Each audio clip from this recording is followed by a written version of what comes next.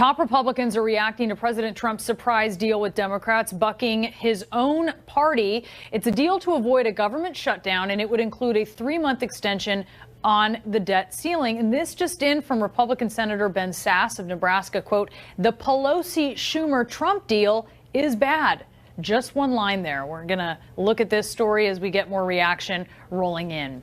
In the meantime, President Trump said he just had a, quote, very frank conversation with the president of China today over the intensifying nuclear threat from North Korea. The rogue nation this week boasted it had successfully tested a hydrogen bomb. Here's what President Trump said while speaking with reporters on Air Force One. We had a very good conversation with President Xi of China. It lasted for about 45 minutes. He's very much in favor of the de-nuke of North Korea.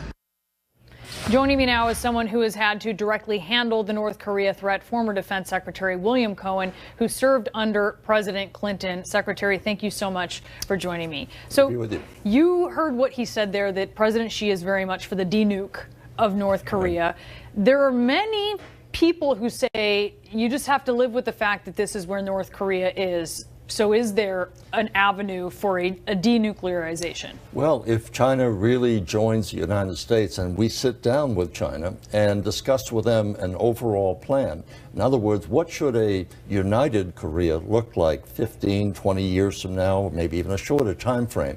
We can't do that without having China as a full partner. So the first thing we have to do is to, once China gets through its plenum and resolve their own political problems, not problems, but challenges at least, but to sit down with President Xi and his strategists and say, how do we solve this problem? Because a nuclearized North Korea poses the potential for spreading that to South Korea, Japan, and others. None of us want that, so how do we deal with it? I think that's possible. What should, I mean, we hear it was a frank conversation that they had, but where do President Xi and President Trump need to be? What do they need to be talking about besides, obviously, what you described as 15, 20, 25-year plan? They need to be talking about what the nature of our relationship is going to be with China. Right now, it's unclear. What are we going to do vis-a-vis China? China's a growing power. We're an established power. What does that mean in terms of the so-called Thucydides trap? Namely, you've got this imbalance taking place with the existing power being confronted with a rising power. History has not been very positive on that. Of the 16 studies that have been done, 12 of those studies resulted in looking at the past history. 12 of those incidences involve war. So we're trying to avoid that if at all possible. Now, with respect to North Korea, the North Koreans have been basically showing contempt not only for the United States, the United Nations, but also for China itself. China has been its principal benefactor. If President of China says, time for a change here, I think the North Korean president has to worry about what's going to happen to his regime. You saw the Russian president's comments. Vladimir Putin met with the South Korean president today, and he said that the North Korea situation may be, quote, impossible to resolve. What did you think of that? Well, President Putin said a couple of interesting things. Excuse me. He said that sanctions don't work. If sanctions don't work, why is he so interested in getting them removed from Russia? He's been desperate to have those sanctions removed from him. He said, well, North Korea is different. They'll eat grass. I don't think so. If the North Korean people understand they could have a Cobb salad or a Caesar salad and Texas beef as opposed to eating grass, they might have a very different reaction to the existing president and decide to overthrow the regime from within. That's the difference. And I think that's something that we should contemplate. We should send the signal on an information campaign to say you're not going to be so secure when your people find out what you've been doing to them compared to what's happening in South Korea. You support talking about regime change. Why? I've talked about it in the sense that if you're not going to change the course of your regime by stopping the building of these nuclear weapons and threatening everyone, then we have to consider having a regime change. Hopefully that will come from within. Namely, if you have enough generals say, you know, we could be doing a lot better than we're doing now. Life could be much more secure and prosperous to us. I think they might consider removing him. You see it as a important stick, as a motivating stick, right? I do. I think it's an incentive that we should look to, a stick that we should use, I should say, to hit President Kim with. Any dangers in that? Obviously, he may feel that he has to respond militarily. That's why we have a great defense and deterrent. I think he'd be in a very difficult position if his generals decide their lives are going to get much worse eating grass as opposed to eating well. Well, it is a difficult problem, and Secretary Cohen, we really appreciate your insight on it. Thank you so much. We are just an hour away from the National Hurricane Center's next update on the path of Irma, and the lead with Jake Tapper starts right now.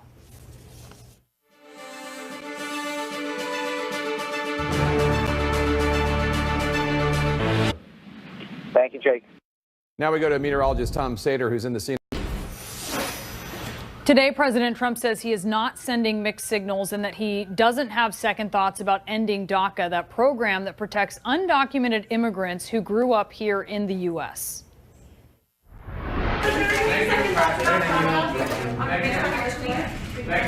No second thoughts. President, confident Congress can do something for DACA recipients? I hope they do.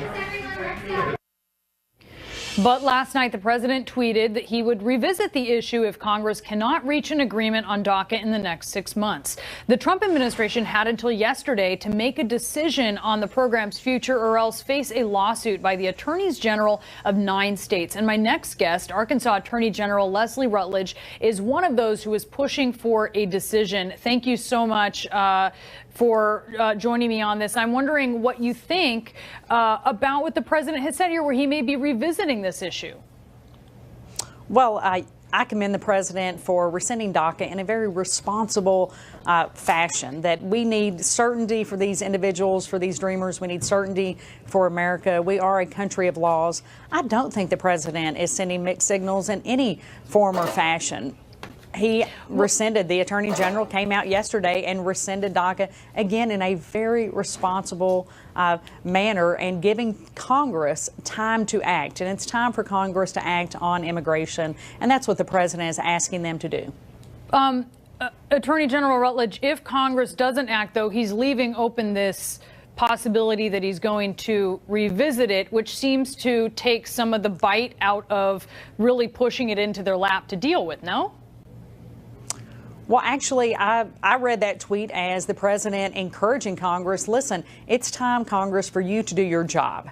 And that's what I'm encouraged by as a state leader, is that it's time for Congress to act on immigration. For far too long, we have an immigration policy influx because of President Obama's action on DACA. That is why the state's attorneys general, why we sent that letter to this administration, was saying, listen, it's time to act. It's time to get a legal immigration policy in place. And that's what I believe the president is sending the message to Congress to, let's get this job done. It's time to get the job done on time and under budget, as he likes to say.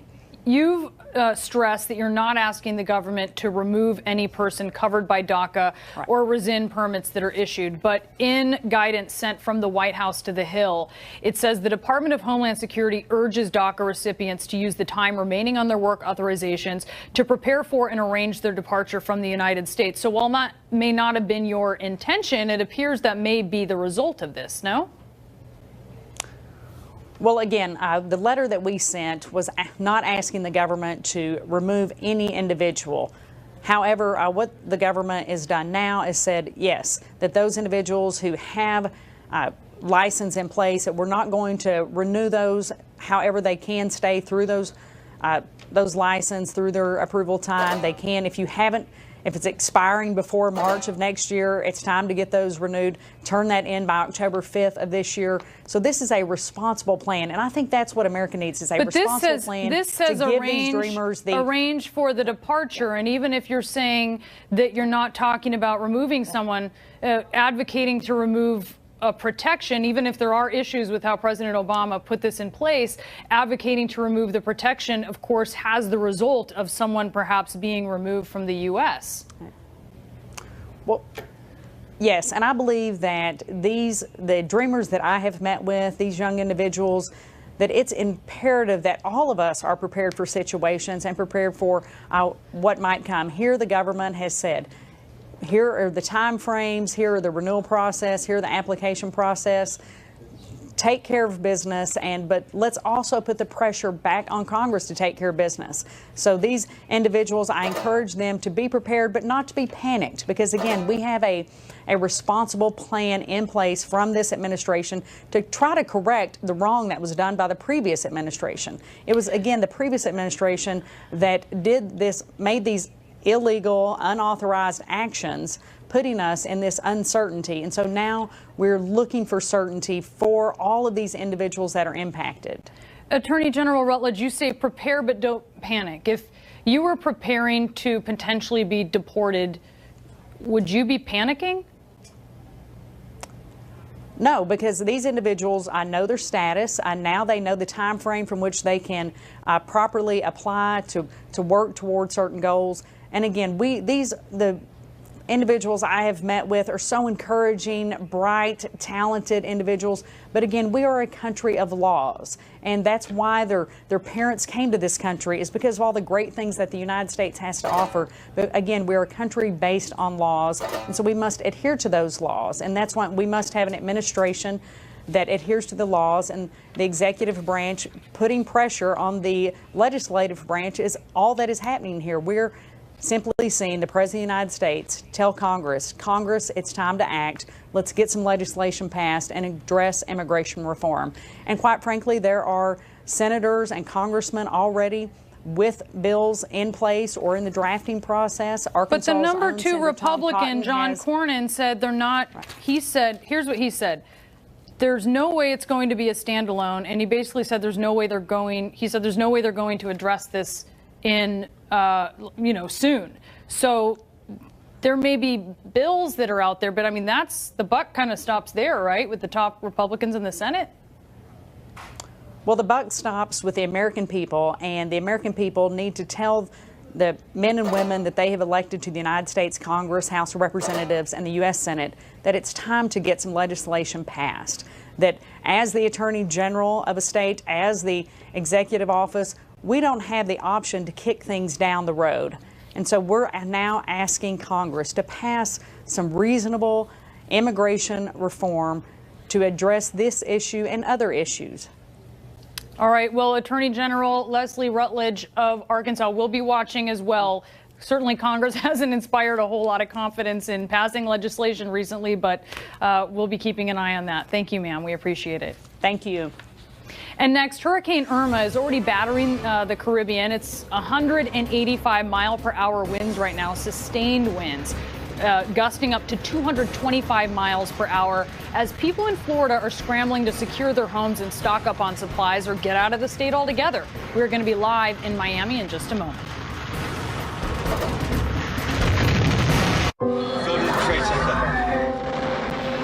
We are back now with some very intriguing breaking news coming out of the White House. Donald Trump has sided with Democrats when it comes to increasing the debt ceiling. He had a meeting with congressional leaders, and I have a picture that we just have to show you. This is of the top Democrat in the Senate, Chuck Schumer, there talking to the president. And coming out of this meeting, Schumer much more happy than the top Republican in the Senate, Mitch McConnell. You can definitely be sure of that. But just take a look at their faces here. Very happy with this agreement that has the president bucking his own party and siding with Democrats. I want to bring my panel back in to talk about this. All right, Gloria. I mean, here you've got this New York meeting of the minds going on there. Well, what were the faces of the Republicans that we didn't see? Because I guarantee probably you, sullen, right? Sullen, because this was a deal, as Senator Ben Sasse, a Republican, called it, the Pelosi-Schumer-Trump deal. And as we know from our reporting, that there were people pushing an 18-month debt limit, others who are floating 6 months, but it was the Democrats who were floating 3 months.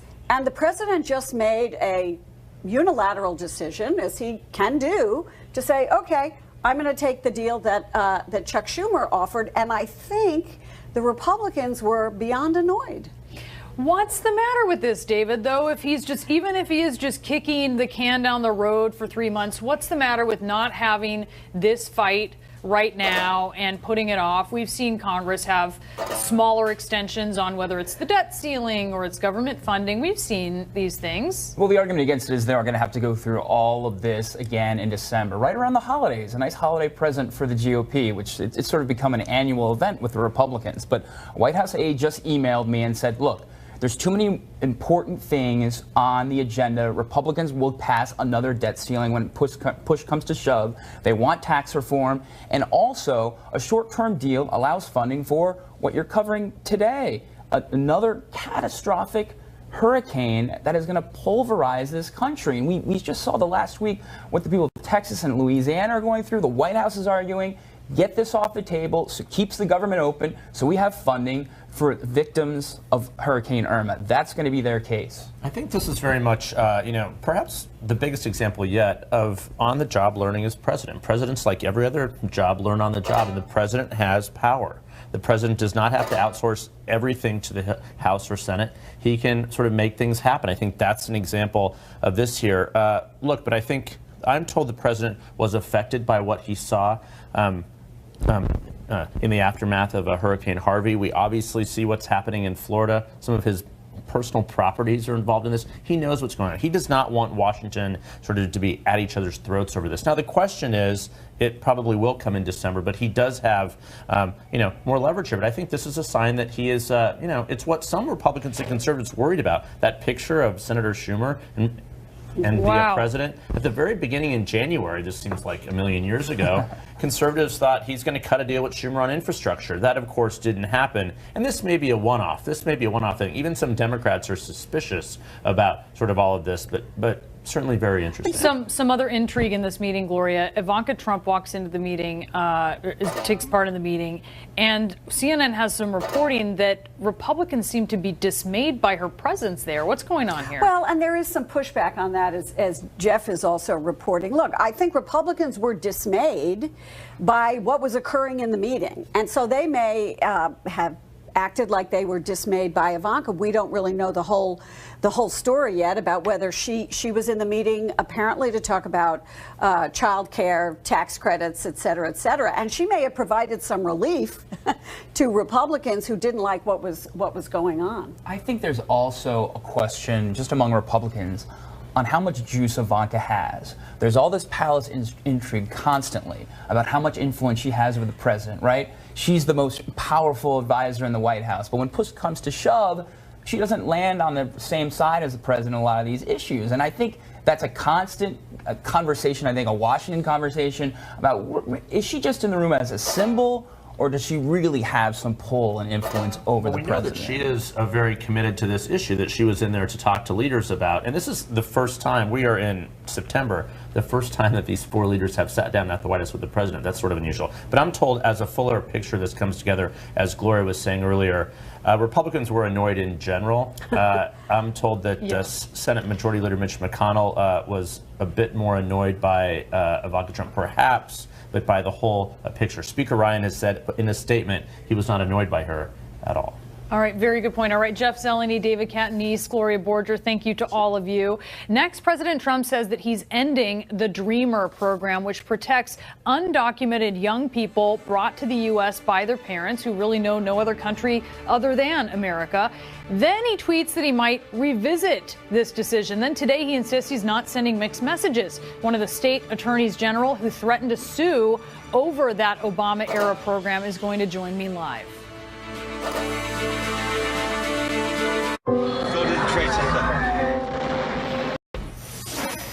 There's a clash developing over the different Russia investigations underway by two government groups. In this case, it's the House versus the FBI, as both look into any possible ties between the Trump campaign and Russia. California Congressman Devin Nunes is threatening to put Attorney General Jeff Sessions and FBI Director Christopher Wray behind bars for not complying with his order. Remember, Nunes supposedly had stepped aside directing the House Russia investigation, but now he has threatened to hold Sessions and Wray in contempt for not handing over documents about that much talked about Russia dossier if they don't do it by December 14th. This is a dossier that you may recall was an explosive report by a former British spy, Christopher Steele. It contained unverified claims that Russian operatives had compromising personal information on then candidate Trump. Joining me now is a Democratic member of the House Permanent Select Committee on Intelligence, Mike Quigley. Congressman, thank you so much for taking the time to be with us today. And I just want to know right off the top, what's your reaction to this letter? Yeah, it's extraordinarily unfortunate. This is the most important investigation in our lifetime, certainly of the White House, perhaps more important than Watergate. It is our standard practice to try to act on a bipartisan basis. It's never been more important than an investigation like this, and to see a confrontational act like this is disappointing, to say the least. So disappointing, to say the least. We heard from Congressman Gowdy, who, of course, is a Republican member of the committee that you're on. He talked to the Washington Examiner about this and why he wants these documents. He said, I want to know the extent to which it was relied upon, if at all, by any of our intelligence agencies or federal law enforcement agencies. And to the extent it was relied upon, how did they vet or either corroborate or contradict the information in it?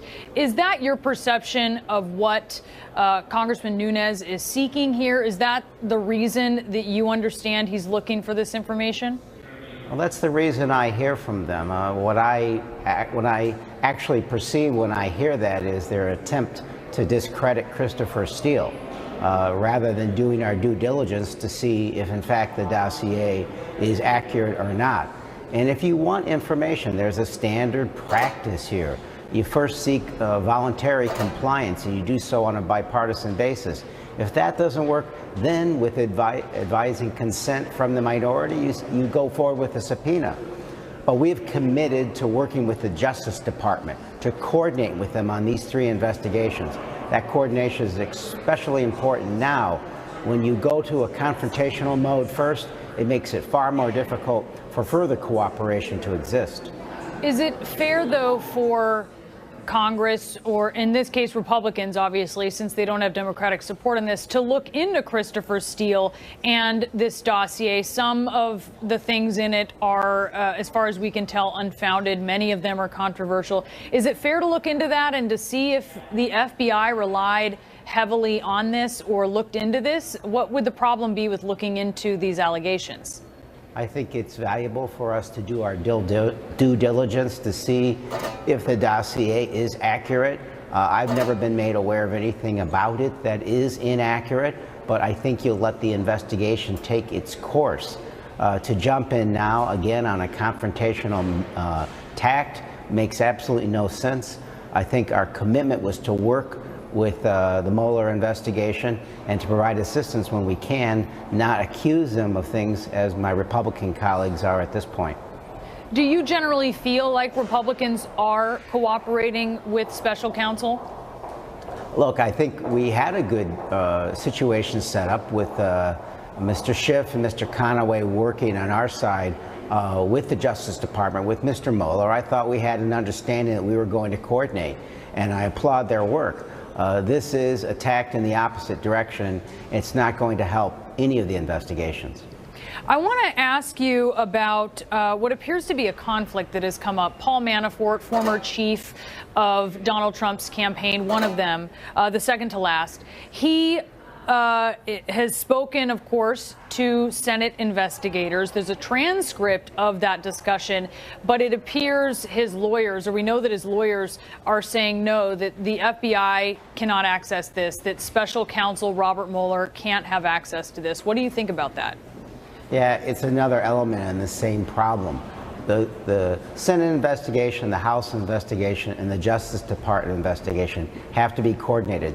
If there is a big problem with these efforts from the very beginning, is that there was no understanding that the Senate and the House were going to work together. Frankly, I think there should just be one congressional investigation.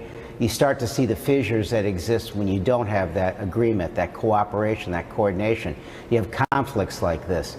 Again, we have to understand that the single purpose of this is far more important than the egos or the conflicts that might exist between branches of government and the House and the Senate.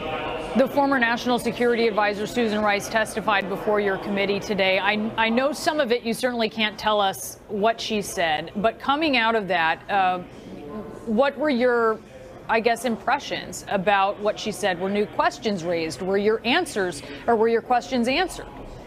Yeah, I can't talk about what she talked about. I can say that she's an important witness, and I thought she did an excellent job.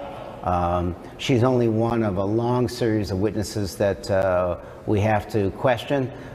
Did you learn anything new, though? Was there anything that surprised you or anything that shed light on something you weren't previously aware of?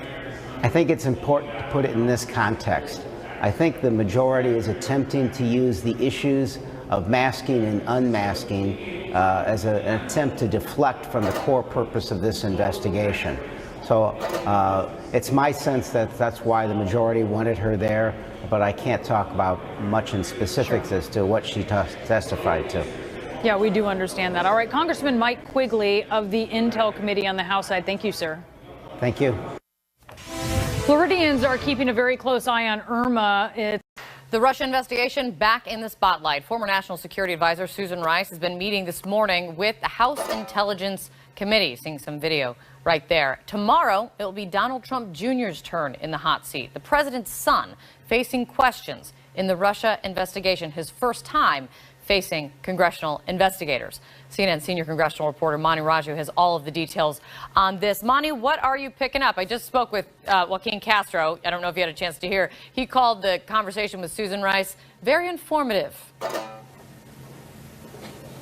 It seems that there are a lot of questions there in that particular session about the issue of unmasking, but that is really not going to be the focus on the Senate side, not for the Senate Judiciary Committee or in the Senate Intelligence Committee. And the Senate Judiciary Committee, of course, now the home of this first venue, the first time that Donald Trump Jr. will actually answer questions about that June 2016 Trump Tower meeting with Russian operatives, Paul Manafort, Jared Kushner. Now, this is going to be a staff-level meeting. All of the Judiciary Committee staff, some members can sit in on the meeting, but I am told that there's expectation that Donald Trump Jr. should appear publicly. And one top Democratic senator on that committee, Dianne Feinstein, told me that if he does not appear publicly, the committee is prepared to subpoena him.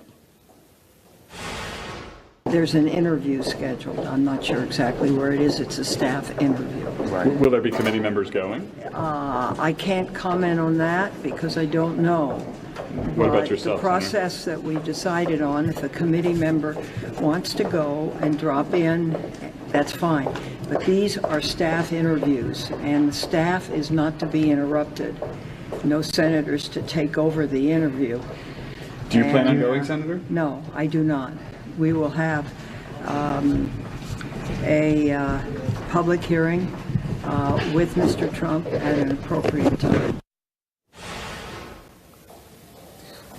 And I followed up with her, asked her specifically about whether or not she'd be subpoenaed. He would be subpoenaed, and she said that yes, that is very likely that he could be subpoenaed if he does not actually appear for this public interview, which I believe they had an agreement to deal with. Now, also another question for the Judiciary Committee and the Intelligence Committees to look at are the issues about efforts to build this Trump Tower Moscow project, something that we understand now that Trump's attorney Michael Cohen was pursuing even during the time of the campaign.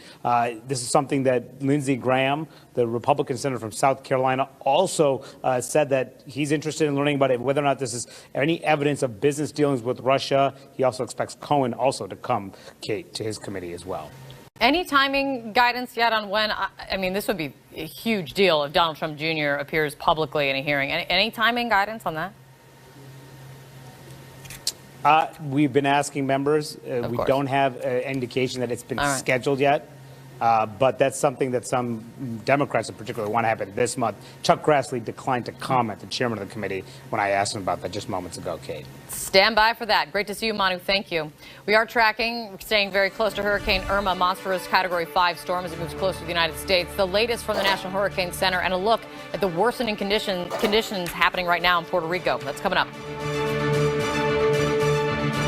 Her name is Maida, and she was right now criticizing the action the president took yesterday in regards to 800,000 Dreamers. And Senator Chuck Schumer, the Senate Minority Leader, said what he wants to see is a clean vote on a bill to protect these 800,000 people. And if he doesn't get it, he says they will try to attach a version of that bill to everything else the Senate discusses going forward. Back now with our panel, Matt Lewis, first to you. You can sort of see now where Democrats are going to go with this. I think they want to wait and see what the Republicans come up with right now, but they have that luxury of sitting back and waiting and picking their spots. Yeah, I think, again, I think Donald Trump has done no favor for House Republicans who have a lot on their plate as it is, and he's put them in an unenviable position. The Republican base is very worried about immigration, actually wants to curtail certainly illegal immigration, in some cases illegal immigration. And so they have the choice, the Republicans have the choice of being uncompassionate or going against their base. And this is sort of, this is the liberal version of, in the abortion debate on the right, there are a lot of people who have different positions on abortion, but when Republicans talk about partial birth abortion or late-term abortion, they almost always win. For decades, Republicans scored a lot of points talking about partial birth abortion. This is that version on the left, okay? Immigration's a hot-button issue. There's a lot of controversy about it. But as long as Democrats can talk about dreamers, they will always win. You can tell that Senator Schumer here is running up the score. It's really impossible to be against the dreamers. These are exactly, if you believe in assimilation, if you want, people who would join the military are gonna help America, this is who you want in the country. It's hard to be against them, and yet, where does it end? I mean, what about somebody who, what about a young immigrant brought here tomorrow through no fault of their own? At what point do we say, well, that person should be allowed to stay too? But Matt, you bring up what's so important here, and it's language and how it's described, right? So it's described by some Republicans and Democrats, like you just heard Chuck Schumer, the way that you describe dreamers, right, which is hard to argue with. And then it's described by other conservatives like Steve King completely differently as amnesty. And where does it end, right? And when you look at this, Scott, and you look at some of the polling, I mean, the most recent polling that we could find purely on DACA is October last year at CBS. And the way it's described is that 9 out of 10 Americans support a path to citizenship for those who came to the U.S. illegally as children if certain requirements are met. 9 out of 10 Americans, if it's described that way. It's just not as simple as that. Well, I think the Dreamers have broad support in both parties, and that's ultimately, I'm going to choose to be the glass half full guy here. I think the Republicans in the Congress will ultimately pass something that gives them the status that they deserve. What I think is really terrible, though, is this hyper-partisan rhetoric coming out of Pelosi and Schumer. Remember, Donald Trump didn't create this executive order mess. He inherited this executive order from Barack Obama, and his administration's lawyers, along with many, many other legal scholars, believe that if it had been challenged in court, it would have lost. Donald Trump, I think, here is trying to find a way to get this codified in U.S. law and not leave it up to a court or a future president to kick out this executive order. So ultimately, I hope the Dreamers get what they deserve, which is a law instead of some tenuous executive order that Donald Trump inherited illegally from a previous administration. And it's an executive order. It's an executive order that President Obama felt he had to write because Congress did not act. Congress has had multiple opportunities to show us that they are humane, that they care about the plight of these young people who have again contributed to this economy, who are assets to our country, again, who are Americans in every single way except on paper. And they have failed to act. And so President Barack Obama acted as a stopgap measure, not to say that this is the only answer, but to put something in place to at least take care of the Dreamers for now, and then the issue would be revisited. Well, now we are revisiting the issue under a false deadline from President Trump, but we're revisiting Trump the issue. had to revisit the issue because he's going to be sued. The state attorneys general are going to sue the federal government. The issue I think what's exists. really important here is there is nothing to stop one, those attorney generals from suing today, because they could file suit tomorrow. I'm not an attorney, but I do communications for a litigation team, and I can tell you that you can file a suit at any time, 12 p.m., 12 a.m., whenever you want to file the suit can go. And so there's nothing to say that the suit won't be filed. There's also nothing to say that Congress cannot concurrently act on DACA while DACA is still in place. There's nothing. So this is a false notion that was put forth to make President Trump seem as though he was struggling with the Dreamers and struggling with this issue. But to be frank, if something really wanted to happen, why do you want the Dreamers to exist under an executive order and not a U.S. law? Wouldn't you prefer this to be in law instead of an executive order? And I agree, Scott, but what I'm saying is you do not need to throw 800,000. I got to cut this off. As great as this discussion is, we got to go listen to the Speaker of the House, Paul Ryan. It's really been impressive.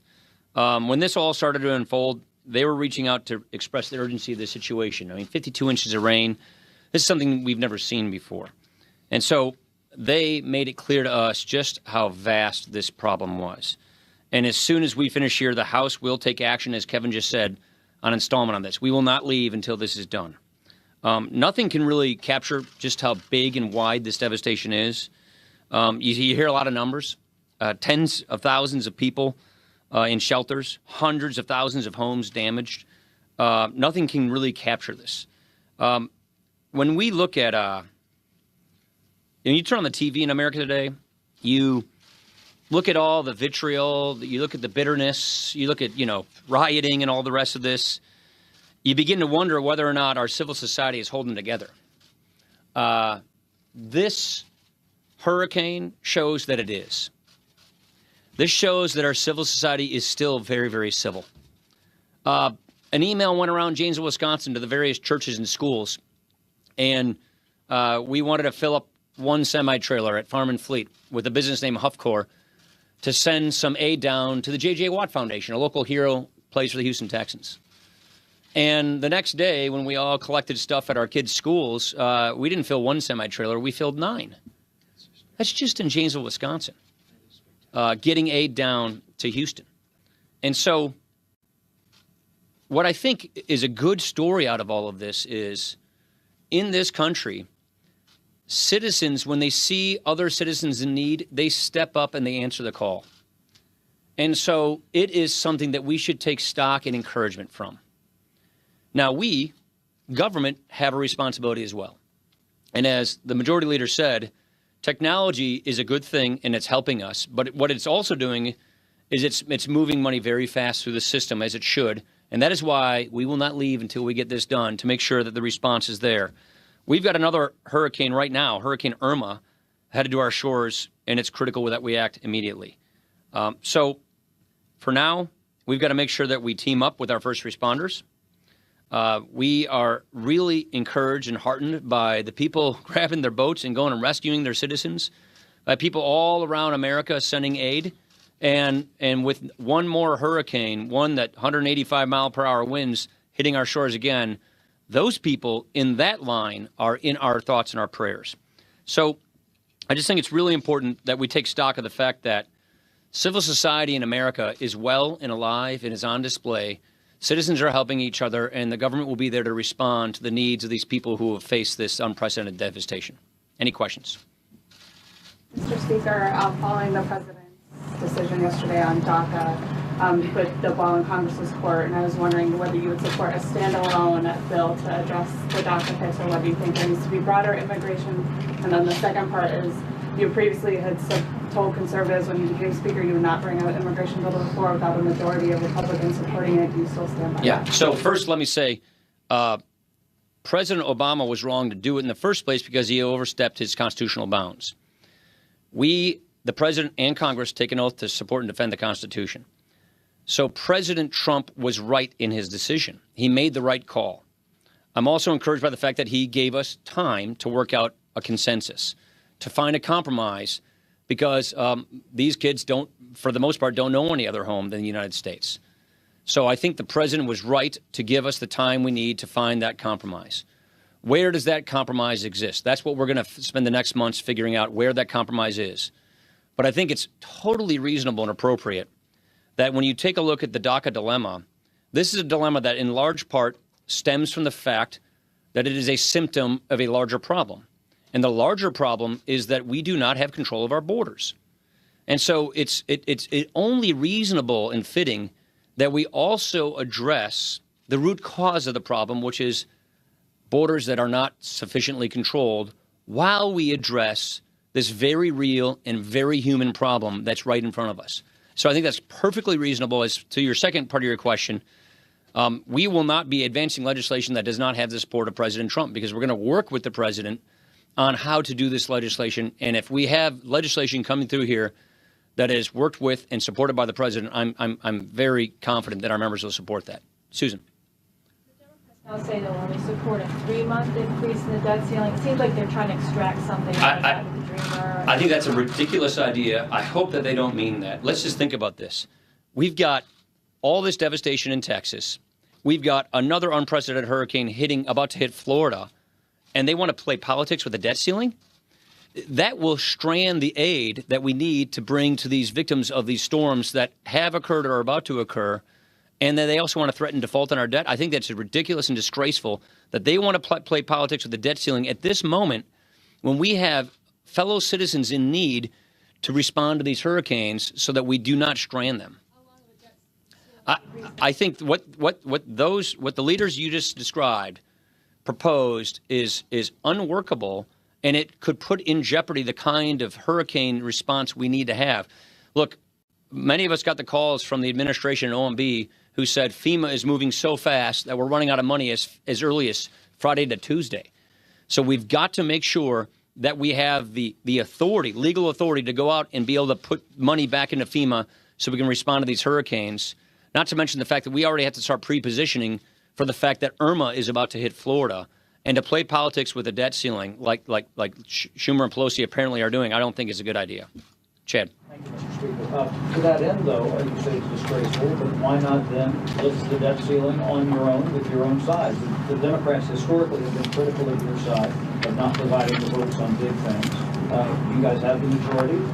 Why not provide the votes on your side then? If it's that important, and make that argument with your Congress. As you know, this takes 60 votes in the Senate. I think what the president doesn't want to do is give more leverage where it shouldn't occur on the debt ceiling. As you know, this takes 60 votes in the Senate. If this was a majority-only vote, we could do what you're saying, but it's not a majority vote.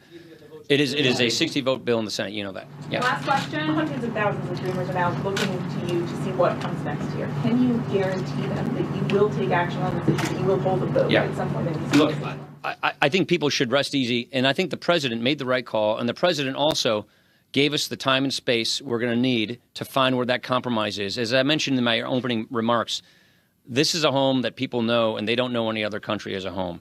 And so I think there's a serious humane issue here that needs to be dealt with.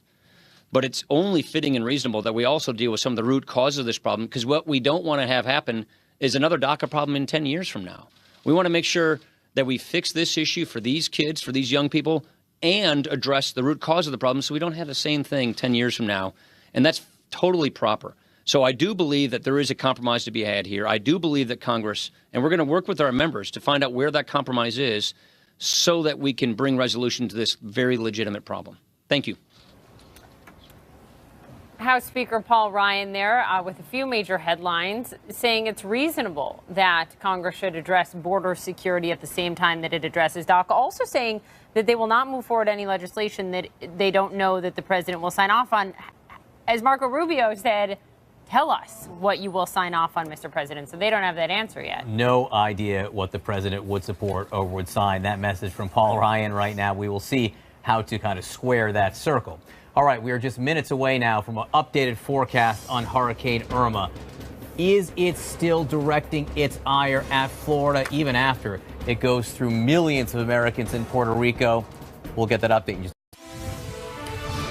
All right, the breaking news has to do with the Russia investigation. We just learned that Donald Trump Jr. will go to Capitol Hill tomorrow to talk about alleged contacts between his father's campaign and Russia. Also, there's a meeting behind closed doors right now with another key figure. CNN senior congressional correspondent Manu Raju joins us with the very latest. Manu.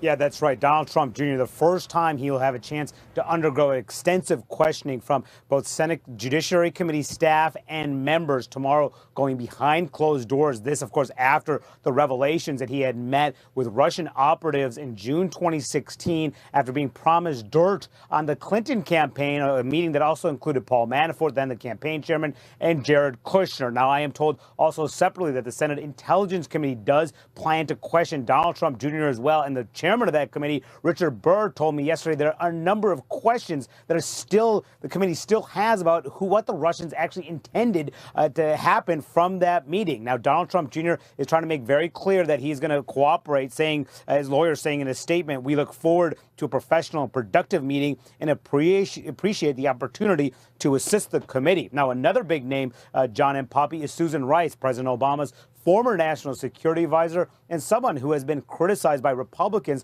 for her handling of intelligence reports, believing she had unmasked the identities of individuals, may have even leaked them to the press. This is something that she has